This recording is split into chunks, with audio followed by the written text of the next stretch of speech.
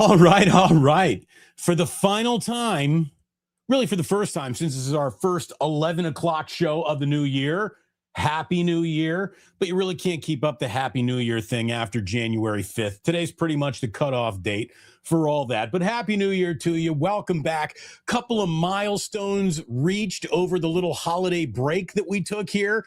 We have passed 50,000 subscribers. Thank you all so very, very much for helping me do that.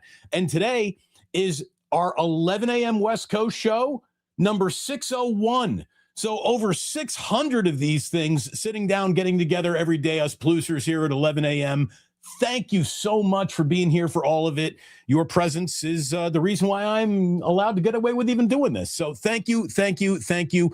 Good to see you. Happy New Year's all around. Happy New Year to Rick. Oh, Chef A, Happy New Year. We got a Happy New Year to Michael. We got everybody in here. We got to pound it from Joe. Good to see you. And yes, I don't know if I can handle a loss to the Eagles from SF Indigo. Look who's also here. Oy, oy, oy! The postman, who is all out of Plus Mania stickers that he has put everywhere he goes. Thank you so much, postman. Appreciate you. All right. So if the 49ers team that we just saw against the Seattle Seahawks shows up in Philadelphia, it's going to be a bloodbath. Okay? It will be a bloodbath. I don't think that's going to happen. I don't think that the Eagles are anywhere in the universe of as defensively good as the Seahawks are right now. They're still a good defense. Don't get me wrong. The Eagles' defense isn't that far removed from a defense that won a Super Bowl just a year ago, but that is not the same Eagles offense, and that is not the same Eagles special teams. And I don't think the 49ers could have a more scared money game plan to execute against anybody. I mean, that was atrocious. It was a terrible way to end what has otherwise been a season that felt like it was going to end with a really, kind of some oomph, like not a thud. That was a thud. That's the lowest point total we have seen a Kyle Shanahan team score. That was the worst offensive game plan we've seen in a really, really long time. I don't think Kyle's going to be that bad 2 weeks in a row. I don't think Brock is going to do that little 2 weeks in a row. And I do know that this team is pretty damn good on the road. Now, there won't be a lot of Niner fans creeping into the link. We all know that Eagles fans will keep them out, but they're good on the road, and I'm going to tell you, if the team that we've seen most of the year, even with its galactically unimpressive defense, and I'm going to tell you right now, be ready. The Eagles are going to gash you for huge plays. Gash you for huge plays. Every team is going to gash the 49ers for huge plays. What happens at the end of that play? Are they kicking field goals? Are they punting? Are they scoring touchdowns? That was what was so frustrating against the Seahawks. They were missing field goals. They weren't scoring touchdowns. If you would have said to me, Seattle's only going to score 13 points today, did the 49ers win or lose? I would say, oh man, we'll bet the kids on that. 49ers are going to win that game. They did not win that game. They can win this game in Philadelphia. They will have a shot in Philadelphia. The momentum that I know a lot of people are worried about, I'm telling you, momentum really doesn't even exist in between halves of football games, much less weeks of football games, much less new seasons of football. And that's what this is. The regular season, she's in a rearview mirror. The only thing you did was get to here. Here is either where it begins or it ends in Philadelphia. I don't even know if I can really say the Niners are going to win this game. They probably shouldn't, but I do think they can. I do think that they can do it. I really do. We are going to, over the next couple of days, really get into the nitty-gritty and the matchup. I'm trying to get in a few friends from Philadelphia, including our own pal, Sam Batesh, who I believe is going to join us on Tuesday. On Wednesday, we're going to try to arrange a little something special to really bring you into this game, which will be kicking off on Sunday, by the way. And let's see, on Thursday, I'm off to Atlanta. While we were away, did you happen to notice that Indiana won the Rose Bowl in about as convincing fashion as we've ever seen a team win a Rose Bowl, absolutely annihilating not just Alabama, but the myth of the SEC all at once. You're welcome, America. Enough of that. The Hoosiers are going to the Peach Bowl, and so is this guy. I cannot wait to go to the Peach Bowl. I cannot wait to see this team in person. Now, I hope I don't turn myself into the usual Indiana football mush, but the last time I got on a plane to see this team, they actually won. So maybe that happens again, and if they do, they're in the national championship game. And I'm just going to tell you, if Fernando Mendoza can put Indiana in the national championship game, maybe he can be the guy that actually turns the Raiders. Whoa. We can't expect him to perform 2 miracles in a football lifetime, can we? We'll get to that in just a second. But look, the scared money game plan in Philadelphia is going to lose that game. The throwing underneath the sticks, not attacking downfield. And, Larry and I got into it on Wake Up on Sunday morning when we did a Wake Up the day after the 49ers played on Saturday. And, he blamed a lot of that loss on the defense. And I get it. It's football is a connected sport. You can't get into a rhythm if you can't get off the field. I get all that. But again, if you would have sold me 13 points at the beginning of the game, I would have bought it 100 out of 100 times and said the 49ers would have won. 3 points, terrible offensive output, predictable plays. Where's all the Kyle Juszczyk motion wiggle that has been opening up big opportunities over the last few weeks? That didn't even happen. You had Brock Purdy taking 5-step drops when he had an entire defensive line in his face on 4th and shorts. Kyle's punting on 4th and 2 on his own side of the 50 when it's officially you got to rev something up or you're going to do nothing. So that was disappointing. It was a staggeringly disappointing football game. Rear view mirror, the whole thing. I've been saying for over 2 months now, burn the tape. What's next? Burn that tape. What is next? Is Trent Williams playing in Philadelphia? Instantly, I feel better. By the way, cheers. We'll sip of the day coming up here.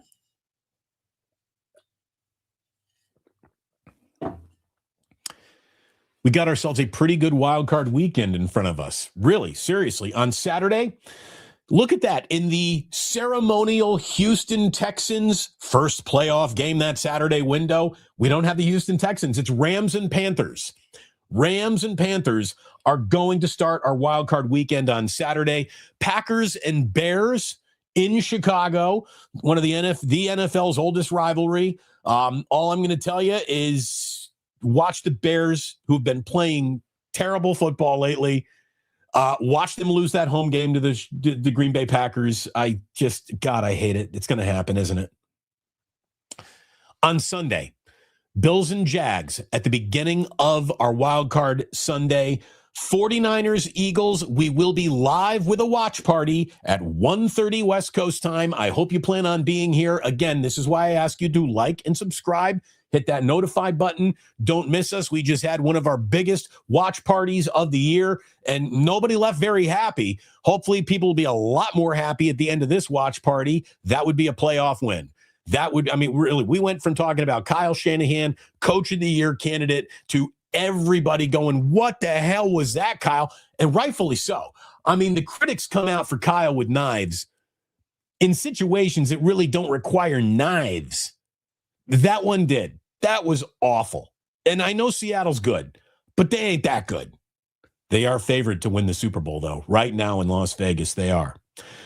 Rounding out the Sunday night game, again, you get Bills and Jags, followed by 49ers, Eagles at 1:30 West Coast time. And then Chargers and Patriots will be the nightcap on Sunday. And what do you know? Instead of starting the wild card weekend, the Houston Texans will actually end it. They're heading to Pittsburgh. The Steelers winning a walk-off. It was a missed field goal by the Steelers last night. Missed field goal, by the Ravens after the Steelers missed a point after touchdown to leave the door open.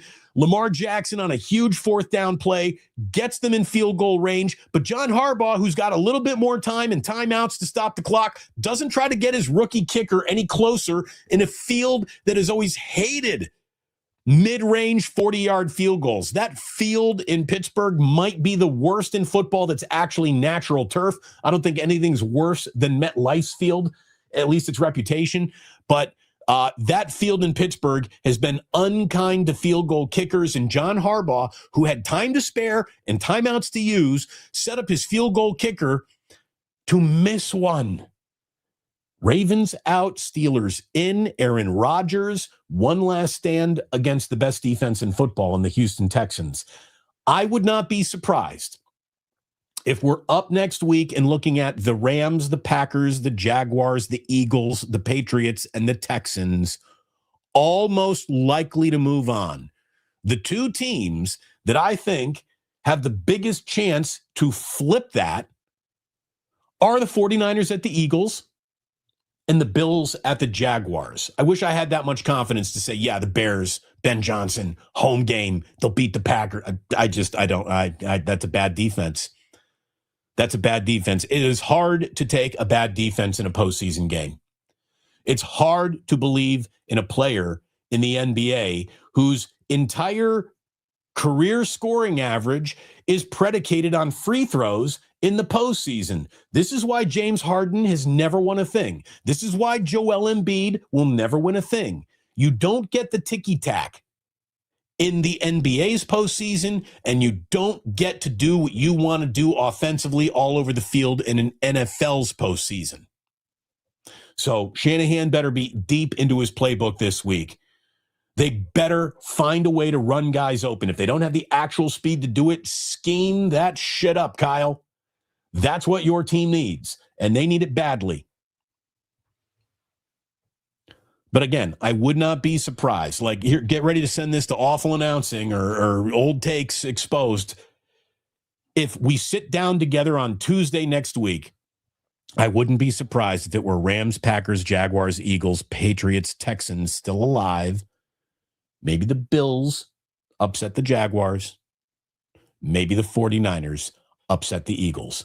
Otherwise, I feel pretty good about what I've said.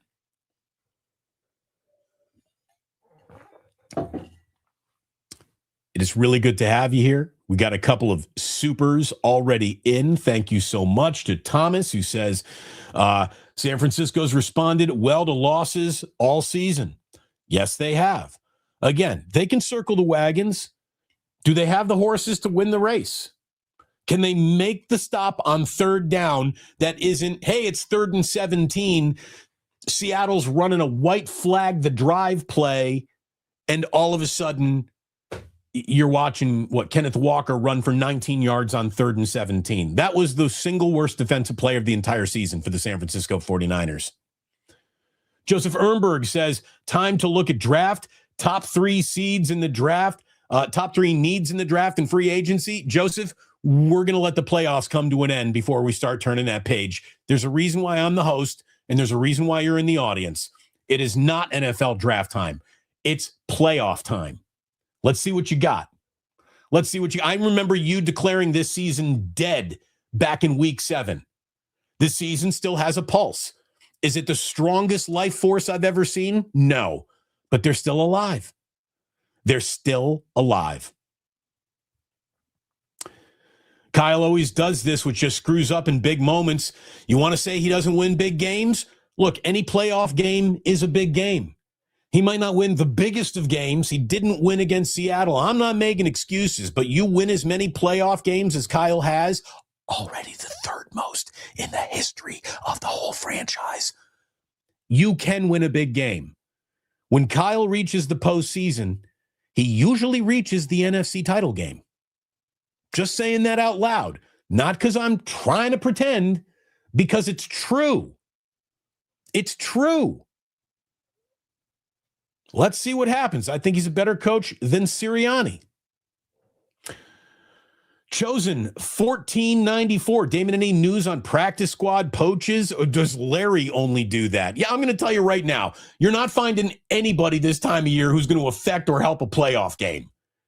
Yet Larry only scrapes the bottom of the barnacles thinking that he's going to find a pearl in the oyster. That's not what you get this time of year. There was a time of year to do that. This ain't that time of year. The linebacking situation against the Eagles is something to be concerned about. You hope D. Winters is better. You hope that Tatum Bethune can go. If you don't, I've seen this team win a lot of uphill battles. That's going to be one of the toughest of the year. Jags are going to have to go on with the upset. The Bills are favored in that game. I hear you, but I don't like the way the Bills closed out their season. It feels like the best of the Bills is in the rearview mirror. I got to be honest. Jaguars look to me to be the team that is more coming on at the right time than they will. Sundalio 916 says, just watched Acho's film breakdown of the 49ers defense from Saturday. Didn't realize how bad Bethune played. Most of the big runs were because of him. He didn't have a good game. Period. End of story. And I'll tell you, Seattle's offensive line did a great job getting up into that second level and just pinning linebackers who were out of position in the first place.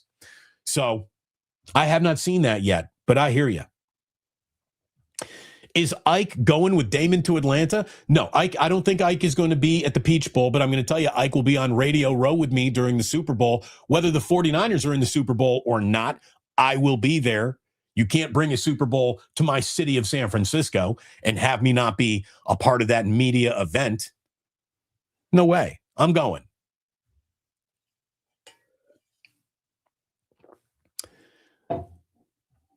Football, all about advancing and moving forward. You don't look back. Computer enthusiast 402. Amen. Correct. That's what has to happen. That's what has to happen. We got Lyle said Kyle gets owned by top-tier defenses.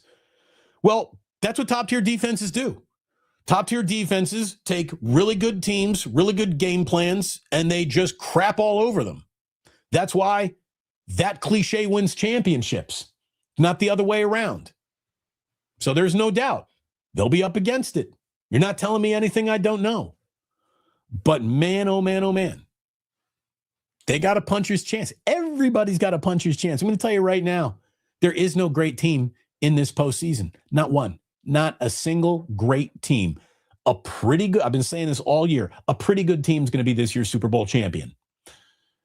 Based on just we know about 12-5. Well, 12-5 doesn't count because I didn't like the schedule. 12-5 is they're the softest schedule in football. Hey, did you see the graphic about, hey, now that the season is played, what was your schedule really like?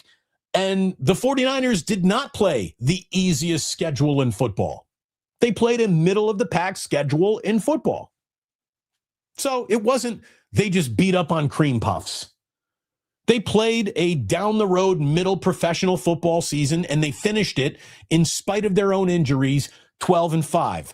This is not excuse-making. This is not house organ playing. This is what we just all collectively saw and watched together. Again, if you didn't believe at any point in time, you've kind of already been proven a little bit wrong. And you don't want to start believing now because then you will say that you might have been a little bit wrong. And no one has the balls anymore to just say out loud, maybe I handicapped that one wrong. If the 49ers season ends in Philadelphia, all things considered, still a pretty damn good year. It should have been over in week 7. It isn't. What team in football missed that many games from a middle linebacker who's going to the Hall of Fame, that many games from a defensive end who's going from a Hall of Fame, a handful of games from a tight end who's going to the Hall of Fame, missing all those games and having to go to a backup quarterback who, again, before he got to the 49ers, was a laughing point, a punchline. Nobody had any respect for Mac Jones right until now. Now he's got some respect. But then, Mac is better. Mac is better. That was the same crowd who said he was terrible. He's the worst. He sucks. Why did the Niners sign him? Turned into a guy that everyone said, well, no, he's better than Brock Purdy. No, he's not. And we've seen Brock Purdy play football that screams, I am better than that guy. There's a reason why I'm the starting quarterback. But a lot of people just don't want to admit, I might have got that one wrong. I'm not here to tell you that this season is going to end the way you want it. But this season has ended in a way that I don't think there's anything to be embarrassed about. You want clown shows? You want laughable franchises? You want trash can and garbage can and dumpster flaming emojis? Look around the league on Black Monday. This league is full of those teams. 49ers are guilty of being close, but not close enough. And to me, that is not a capital offense. That is not a kill everyone, get everyone out of here, everyone's a bum. I would like to see someone other than John Lynch signing off on an upcoming NFL draft. I would. I think John Lynch is a weaker link towards Super Bowl success than he is a strong link based on what we have as results from decisions he's made. You know, it stinks that the vast majority of second, third, and fourth round picks this team has uncovered do nothing or get redshirted. It stinks that Ricky Pearsall seems to be a little bit too fragile to play at this level. Now, maybe it's just maybe he'll shake that off. A big game in Philadelphia, no one's going to be talking about what glass Ricky Pearsall is.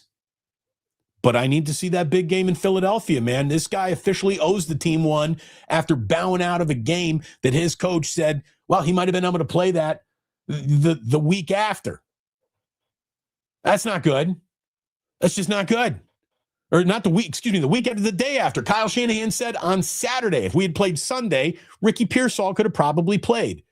Well, then that's not any fear of structural anything. That's straight up pain management. Can you suck it up and give it a go? Ricky said, nah, I don't like that. I'm also one to tell you that you should never be impressed by my pain tolerance for another man's pain. That's not my knee. I don't know. But I wanted to see him out there. I did.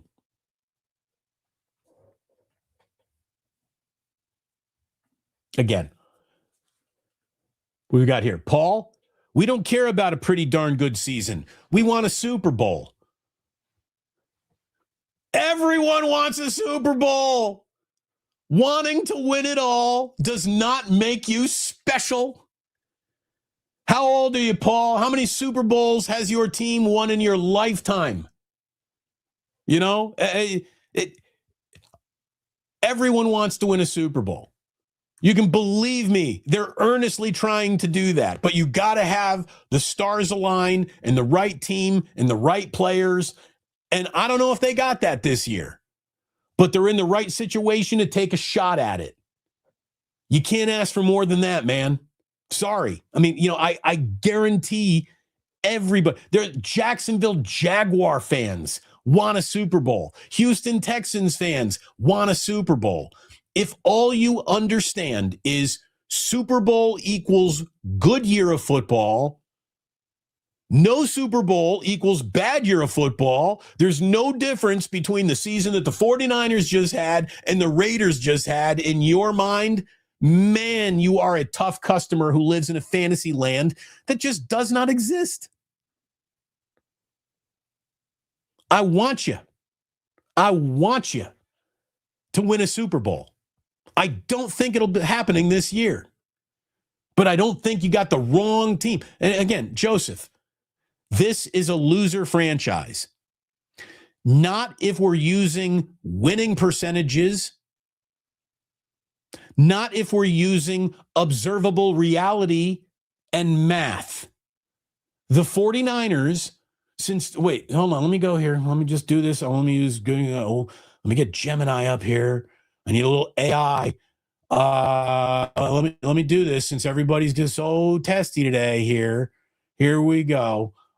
Best NFL winning percentage since 2019. It'll be the Kansas City Chiefs on top for sure. Then it'll probably be the Eagles. Now, here we go.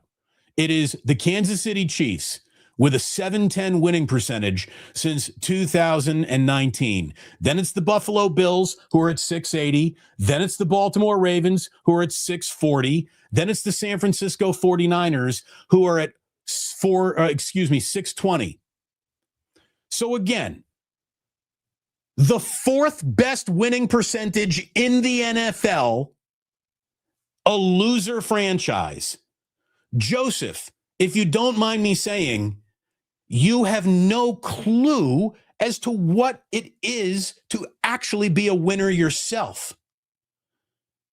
I mean, you're projecting your own loser nature life onto this team. The 49ers, disappointing. Have they reached the pot of gold at the end of the rainbow? Have they caught the leprechaun? No, they haven't. Calling them a loser franchise is a straight up admission that you are on the bunny slope of sports understanding. Joseph, go back to kindergarten. That's where your sports instincts lie. This over here, this is a graduate degree course. No wonder why you're so frustrated every day. I've moved on to lesson plans, and you're on remedial understanding. You know, I don't know what to tell you, man. The team's got the 4th best winning percentage since 2019. And if they're a loser franchise, what are the other 28 teams behind that? Teams behind them, they've won Super Bowls. So they're more winners, I guess, in your eyes. Okay.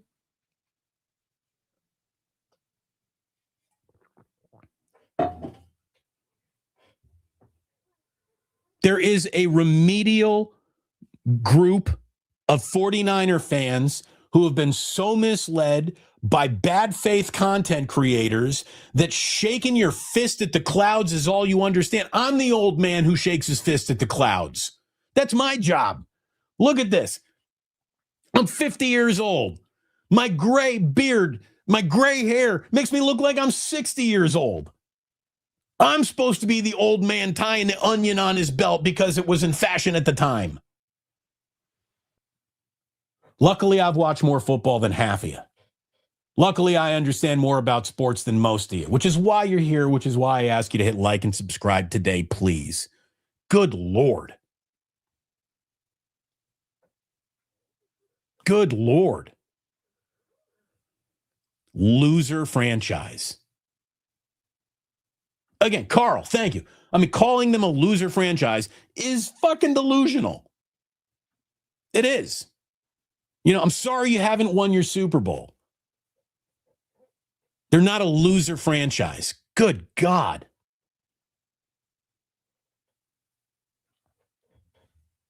So anyway, you want to talk loser franchises?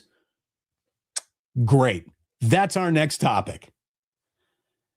I see that Pete Carroll is out of Las Vegas today. One and done in Las Vegas after a 3-14 season. The only thing that Pete Carroll delivered was the number 1 pick in the draft. And unfortunately, my guy, Fernando Mendoza, is going to play behind the single best offensive line he's ever going to play behind in the Peach Bowl. Because if he's going to the Raiders, he's in a lot of trouble. You know, Fernando is going to be a Raider. And I will root for him to succeed. I believe he will be crippled by what is a staggering amount of dysfunction that comes from the owner's office. But the Raiders got a couple of shots here. I do like their general manager, John Spytek. I do like JT the Brick. He's a good friend of mine. I think that Tom Brady is a voice that, if leaned into and used the right way, like, that's a really good trash heap for the Fraggles to have out back to go get advice from, don't you think? Let's go see if Marjorie can help. The trash heap is spoken. Meh. That's what Brady is. You know, he's the trash heap. Tom, you got any advice here?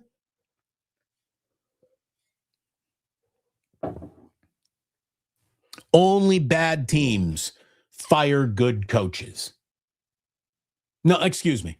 No, I'm going to stick with that. Only bad teams fire good coaches. Now, Pete Carroll, he was a good coach. And then he gets to the silver and black, and like all things silver and black, that stink gets on him. And I do think the game, you know, quickly. Look, Pete Carroll was brought in to change the culture and bring instant credibility to a team that desperately needed it. And unfortunately, Pete Carroll had his Nepo hire kids basically install bad game plans and bad principles all up and down the team. Then he lost the locker room to the first degree. And then he loses the one guy you can't lose and still be Raiders coach, Max Crosby, because Max Crosby's got more football credibility in him than the entire franchise has, and it's fine. So it was going to be over and done, and it was curtains for Pete Carroll. Who do they hire next? Can they not screw this one up? That would be amazing, because let me tell you, for the Raiders, it's a never-ending clown show. I'm just going back to the day they fired John Gruden, right? They fired John Gruden, who was absolutely turning things around, but because John Gruden had a few words that you're not supposed to ever use out loud in an email, in private emails, and that went public, Mark Davis didn't stick to his convictions and keep a really good coach who was turning things around. You know who the Raiders should hire? John Gruden. They should. I'm half kidding, but I'm half serious. I think John Gruden and Fernando Mendoza would be good together. Anyways, Mark Davis would not back his guy, bowed to public pressure, and fired the only good coaching decision he really made. And in that good coaching decision, he gave him the most ridiculous contract of all time. But that's okay. Gruden was credible. Gruden was out the door. Bisaccia gets hired. Bisaccia, he's all right. He gets a shot, but then he is blown out in 2022 to bring in Josh McDaniels. This is not Josh McDaniels coming out of New England the first time around when he was this rose that grew out of the Belichick garden and people were excited about him. He was an offensive mind. No, this is the guy who had already blown up Denver, told the Colts, I'm coming, then I'm not coming. Like Josh McDaniels was long past his rising star and was more of sort of a snake by the time the Raiders got their hooks in him. The hire was made anyways. By 2023, there was a full team-wide mutiny against the guy. They absolutely despised him as a coach. He inspired no one, nothing, none of the time. So what do? They bring in a player's guy. They promote and elevate Antonio Pierce. Antonio Pierce, for a minute, everyone kind of wanted that to work, but it was obvious it wasn't going to work. And by 2024, again, Antonio Pierce is now, you're officially the coach, but by 2025, he's out, and now it's Pete Carroll. And Pete Carroll, again, he's got to instantly bring credibility and culture change. The opposite happened. I tweeted Pete Carroll should have been let go in week 5, and someone was like, no. Well, he did his job. He got him the number 1 pick. Believe me, you don't pay Pete Carroll multi-year money like they paid him to come in and be the guy that gets you the first pick in the draft. You could have absolutely had Antonio Pierce ride out and do that. So Spytek remains. He's got the number 1 pick. They should take Mark Davis, lock him in a closet, and not even let him out until they tell him who the next head coach is. Mark Davis shouldn't come within a country mile of this next coaching decision because all of his decisions fail almost instantly. You look around the rest of Black Monday. Again, I don't think you should walk away from young, talented coaches. I think Jonathan Gannon, who is now out in Arizona, is a young, talented coach. I think, it's a mistake to let him go. He's more of a good young coach trying to right the ship of a bad franchise than he is a bad young coach who is holding back a good franchise. But the deal is you can't punch a player, which he did, rightfully so almost. If you drop a football before you go into the end zone, I'm going to hit you too. But that's not the sin that got him fired. The sin that got him fired is he lost 9 in a row. Again, but he made the decision. I'm benching Kyler Murray. We're getting out of the Kyler Murray business. He hung his coaching credibility on Jacoby Brissett to send the message that this guy ain't the guy, which we've all known for years, and he pays the price for that. I think he should have been held on to. I think Jonathan Gannon is going to get hired, by the way, in Cleveland. He's from Cleveland. Don't be surprised to see him go. And this is another one of those bad franchises fire good coaches. Kevin Stefanski out in Cleveland. He's a 2-time coach of the year there. but they're saying that he mishandled Shedeur Sanders. This is debatable. Now, Shedeur, after Flacco bowed out, after Dillon Gabriel was not the guy, Shedeur got his shot. It felt like it was a reluctant shot. It felt like it wasn't something Stefanski wanted to happen. And then Shedeur goes 3-4 in his 7 starts. Now, that sounds pretty good, right? In Cleveland, in a bad situation, he goes 3-4. Not bad, right? Well, let me tell you, Kevin Stefanski's hesitation to go to Shedeur Sanders is proven true in this statistic alone. Are you sitting down? Are you sitting down? By the way, I'm not anti-Shedeur Sanders. I'm not pro-Shedeur Sanders. To me, just a guy, but he's actually a little bit worse than that. Here's the deal. What do you think over his 7 starts, Shedeur Sanders' quarterback rating was? So Brock Purdy just had a bad game, right? Hold on, let me open this up here. I just want to, just for comparison, right? 49ers, here. Okay, wait. I should have done this before the show started, but I just thought now is the right time to give you that comparison point. Here we go. So against the Seahawks, where Brock didn't do jack, he was bad, his worst game of the year, right? Against the Seahawks, Brock Purdy had a 64.9 quarterback rating.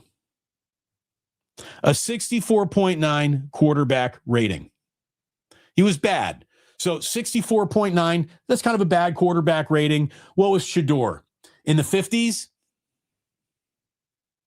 How about the 40s? I mean, certainly his quarterback rating was then somewhere over those 7 starts in the 30s, right? No? Well, then, my God, it would just be awful if it were in the 20s. No, it's worse than that.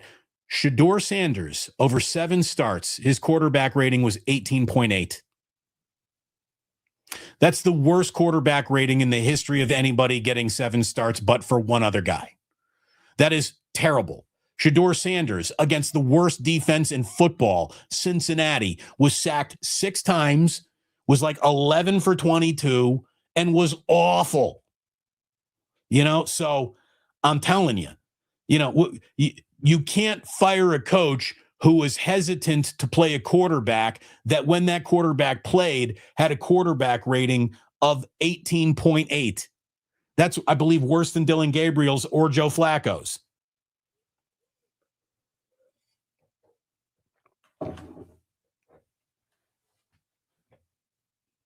The Raiders might be smart to hire Kevin Stefanski.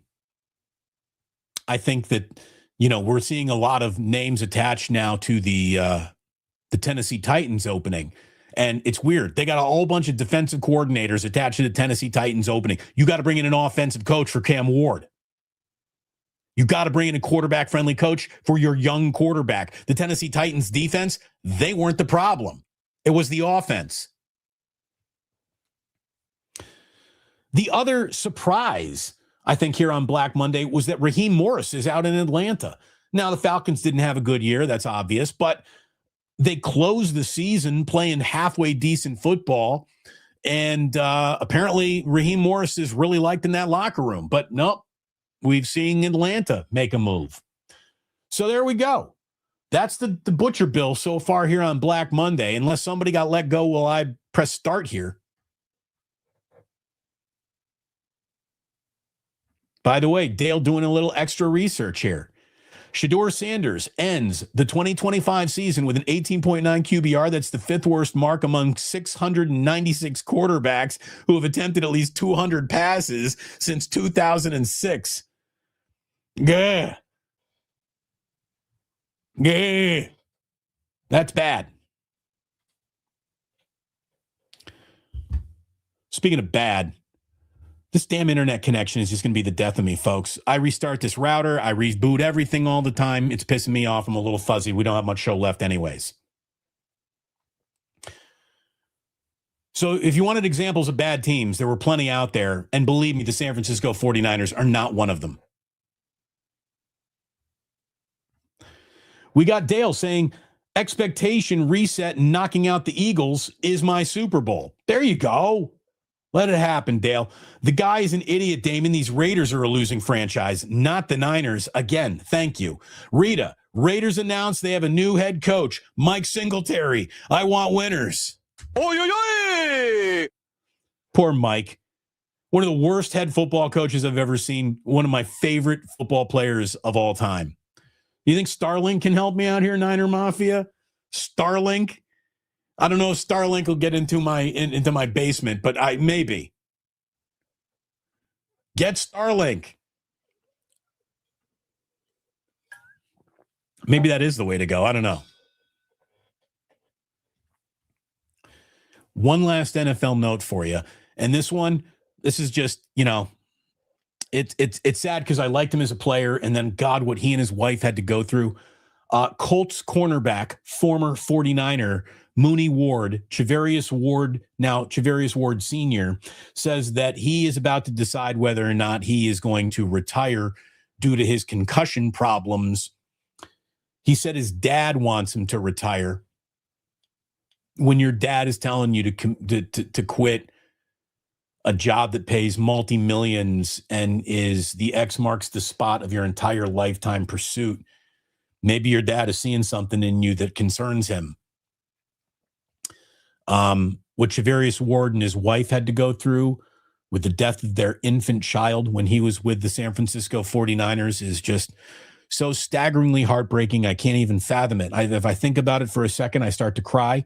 But for the grace of God, go all parents. And I look at it this way. Charvarius Ward, if the money's right, walk away. Walk away. Do it. It's time. Just do it. If you think your noodle is getting scrambled, walk away. Walk away. Go love your wife. Go live a wonderful life. So I wish him the very, very best. Couple of other things. Speaking of wonderful life and wishing very best, my mom is in town for one more day before she goes back to Sarasota, and I'm about to hop in the car with her and take her to do the one thing she likes doing the most when she's in San Francisco. We're going to head on down to the Buena Vista and get the Duchess an Irish coffee. Nothing makes her happier than that. So we're going to take the Duchess to Buena Vista here in just a little bit, which means we got just a little bit for you. But thank you for hitting like and subscribe today. Thank you for being a part of this. Thank you for the super chats for those of you who came on in with that. Every super chat between now and I leave for Atlanta buys me a beer in I keep on calling it the Georgia Dome. It's the Mercedes-Benz Dome, though. Can't wait to see that place. It looks awesome. So I'm really excited about this Peach Bowl. I'm not lying. I'm going to get together with friends who I haven't seen in a real, real long time. It's going to be a great little in and out trip to Atlanta. I'm in on Thursday. I'm out on Saturday. So it's going to be fun. The Warriors are 10 days away from being able to move Jonathan Kuminga. Today is January 5th. They can't move him without punitive whatever until the 15th. So here it is, 10 days. How many coach DMPs will Jonathan Kuminga get between now and then? Could you imagine he goes out, plays, and tears his ACL? Can you stuck with him? I mean, what do you do? They've so mismanaged this. They've gone about ruining their own ability to have one of their best young athletic players out on the court with them. They've ruined his own trade value. It's kind of a mess. There's a lot of the people who are like, oh, there's already a deal done. They already have an agreement with somebody under the table that we'll all find out about on the 15th. No, there are no secrets in the NBA. If that were true, that would have been leaked by now. So I don't believe that at all. And look, the Warriors are a 19-17 basketball team who has a roughly constructed roster with not enough size or athleticism or rebounding on it. They have had a very rough start to their season in terms of, is this schedule here to be your friend or your enemy? They've had an enemy schedule. It has not been good on their old men bodies. It feels like the schedule is about to come back to them a little. And that's good news. That is good news. If the schedule comes back to them a little, maybe this goes in a positive direction for the Warriors. They're about to have a 9-game homestand. They play at the Clippers this evening. And look out for that because Kawhi's been cooking. Kawhi's been on a tear lately. He's like found the fountain of youth or whatever. But Kawhi's been playing really, really strong basketball lately. And it's Warriors at Clippers tonight. And then after that, it's a 9-game homestand. Milwaukee, Sacramento, Atlanta, Portland, winnable teams. Then it's the Knicks. And that game is on the 15th. That game is on the 15th. So we'll see what the Warriors do. By the time the Knicks are in town, Jonathan Kuminga may not be.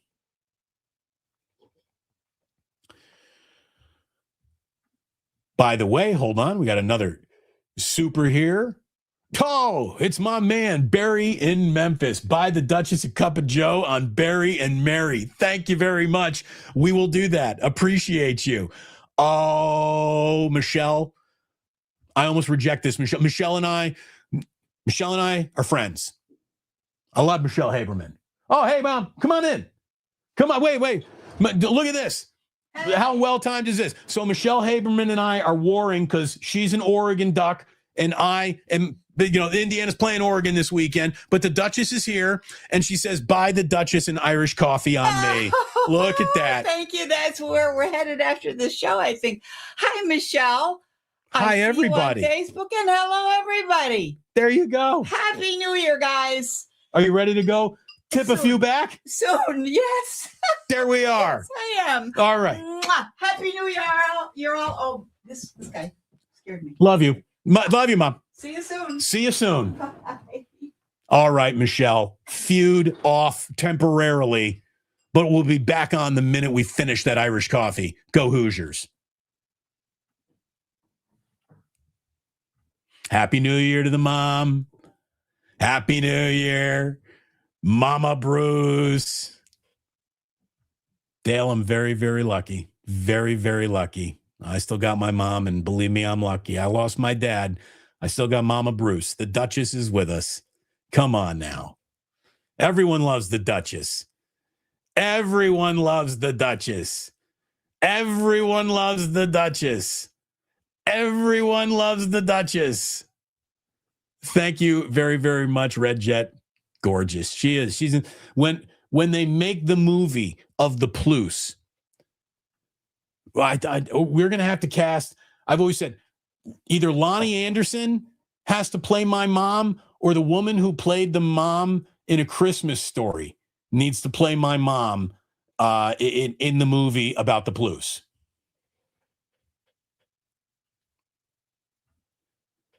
Mom, she is beautiful, Barry. I'm very, very light. It's where the kids get their looks from. It's why my sister's very beautiful. I take after my dad. Excuse me. Yes, Seth Rogen. Hold on here. Seriously, squad goals. We do have some squad goals. Yes, JN, Seth Rogen. Seth Rogen is going to play. He gets the part. There's no doubt about that.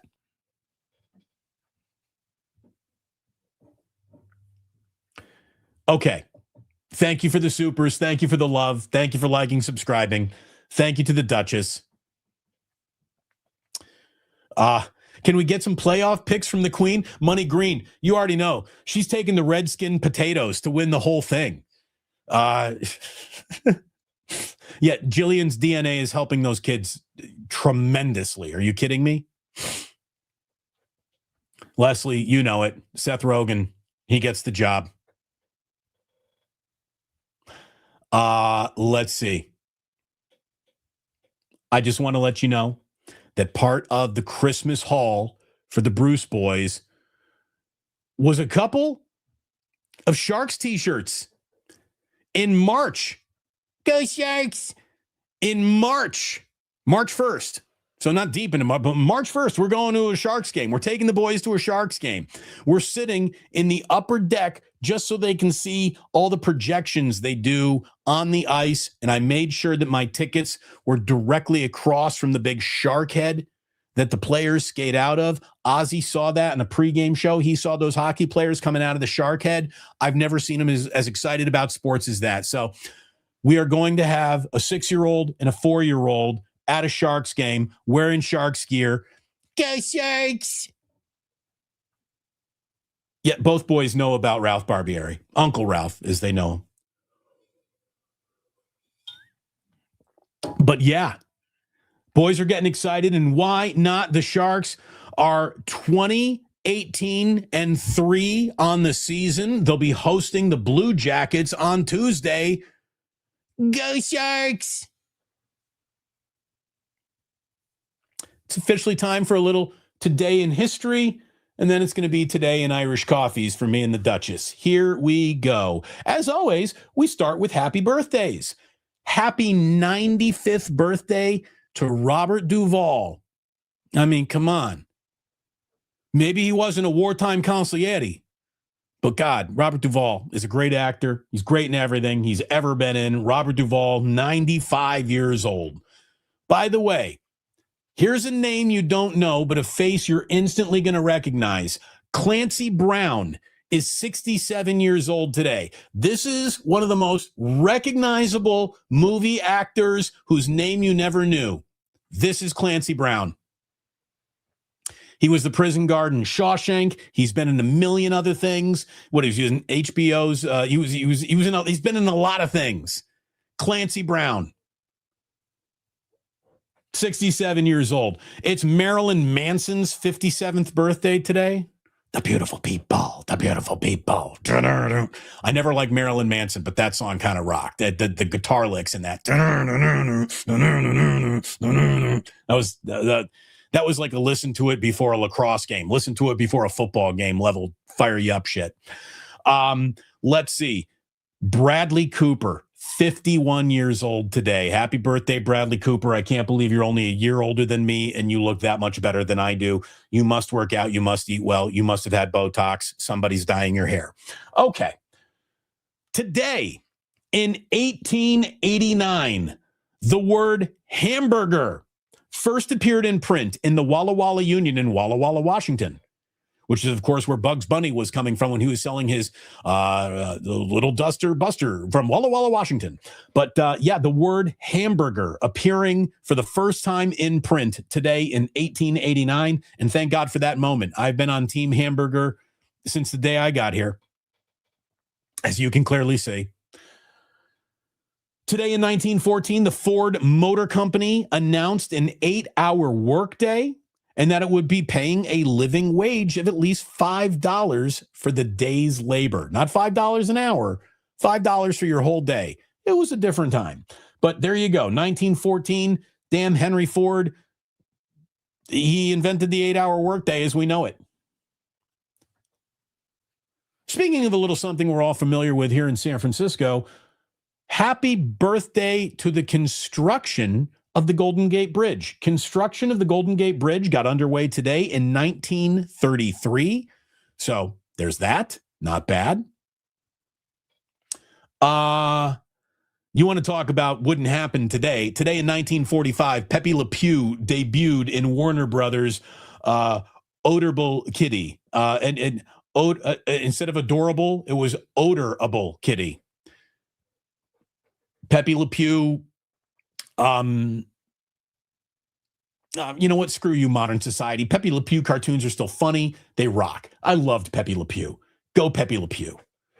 Oh, he's just so wrong. It's a cartoon. Okay. Today in 1957, if you're really wondering where that Giants and Dodgers rivalry took that next step forward, well, Jackie Robinson was a part of that because today in 1957, Jackie Robinson decided that instead of accepting a trade to the New York Giants, he would retire. There you go. That's how much Jackie the Dodger didn't want to be Jackie the Giant. He retired. Today in 1973, Bruce Springsteen released his debut album, Greetings from Asbury Park. It's a big moment in time. Bruce Springsteen is a big deal still to this day. So starting today in 1973, Bruce Springsteen's takeover of music began. Speaking of musical takeovers, today in 1975, The Wiz, the Broadway musical, opened. It ran for about 4 years. Of course, it would be turned into a movie. And I got to tell you, outside of Ease On Down the Road, which is the single best song to come out of any Wizard of Oz anything. Any Wicked, Ease On Down the Road is better than anything coming out of Wicked. Ease On Down the Road to me is better than frickin' Somewhere Over the Rainbow. Maybe isn't as iconic, but better than any other song that's in Ease On Down the Road is a monster. I mean, you had Michael Jackson, you had Diana Ross, you had Quincy Jones, you had Nipsey Russell. Like every single, you had Richard Pryor. Every single major black celebrity is in the movie The Wiz, and people have a lot of fond memories of the movie The Wiz. I'm telling you, it's like an episode of the A-Team. You can't get 10 minutes through it before you're like, wow, this is bad. The Wiz, it's not a good movie. It isn't. It isn't. It isn't. After you get to Ease On Down the Road, you've crescendoed that movie. I know I'm stepping on some people's hearts here. The Wiz is not a very good movie. Watch it again if you don't believe me. Tell me if you get the whole way through The Wiz. Much more important to the culture than The Wiz, in my opinion, is what happened today in 1980. Today, Rapper's Delight by the Sugar Hill Gang became the first ever rap song to chart in the top 40 Billboard hot list. First rap song ever in the top 40. And I'm going to tell you right now, you can put on Rapper's Delight today. It misses nothing. It stands the test of time. The first rap song to ever be a hit. If it came out today, it would be a hit. It's still hip hop, a hip to the hip hop. It just doesn't stop. Rock on to the beat. Said up, jump the boogie, said the boogie to the boogie. I mean, it's unstoppable to this day. 2025. Awesome song. Not nearly as awesome of a song, but it did create one of the greatest sound bites I ever had to play on a radio show. I wish I had it here. But Flo Rida's and T-Pain's Low came out today in 2008, and it stayed the number one hit in America until the middle of March. This thing had like a 10-week run. A 10-week run is the number one song in America. And it gave us the Gary St. Jean soundbite, apple bottom jeans, boots with fur. Which I wish I had that. I don't have the apple bottom jeans, boots with fur, Gary St. Jean soundbite. But that's one of the best things that ever came out of my show. By the way, the regular Ryan says, I love when you used to ask your mom to predict Montreal Expos games on the radio. Yeah, the Montreal Expos left Montreal years ago, and I would still ask her how the Expos were doing, and she'd give a little bit of an update, and it was fantastic. Thank you, regular Ryan, for listening all those years. That's a long time ago radio. And thank you to all of you for being here today. It really is cool to hang out with you again. I mean, I love when I do shows through all hours of the day, whether it be early with Larry for a wake up or later in the afternoon sometimes, or it's a live watch party. But this is the heartbeat of what this channel is. This 11 a.m. West Coast show, the regulars that get together, all of us who have become actual friends in our life. It's really cool. It's really cool that we've done this. And there's now 50,000 of us subscribed to this channel. So many of you here today have been here since day one. I mean, you know what this was like when we had 5,000 subscribers. We were at 10,000 subscribers. How excited we were to get to 25,000. Now we're at 50. Let's get to 100. I heard I get a fancy plaque. Big deal. Pay me when I get to 100. But thank you. And by the way, now what you hear is not a test. I'm rapping. The groove and my friends going to groove and move your feet. I'm Wonder Mike. I'd like to say hello. It's all there, Barry. It doesn't sound as good as I read it as it does when it flows from Wonder Mike into his mic. But I thank you all so very, very much for being here today. It means an awful lot. Thank you for enjoying today in history. Thanks for all the supers. Thanks for a few beers and a few Irish coffees that you just brought the Duchess. It's great to hang out with you again. We're going to be back at 11 a.m. on Tuesday Our buddy Sam Batesh is coming on by, working on a little someone coming on by on Wednesday as well. We're going to really start leaning into 49ers and Eagles, but thank you so much for being here. It was great hanging out with you again. 601 shows. Here's to another 601 more, very, very least, here on YouTube, hanging out with you. It is my honor. Thank you for being here. And please do remember that sports don't build character. They reveal it. And like that, he's gone.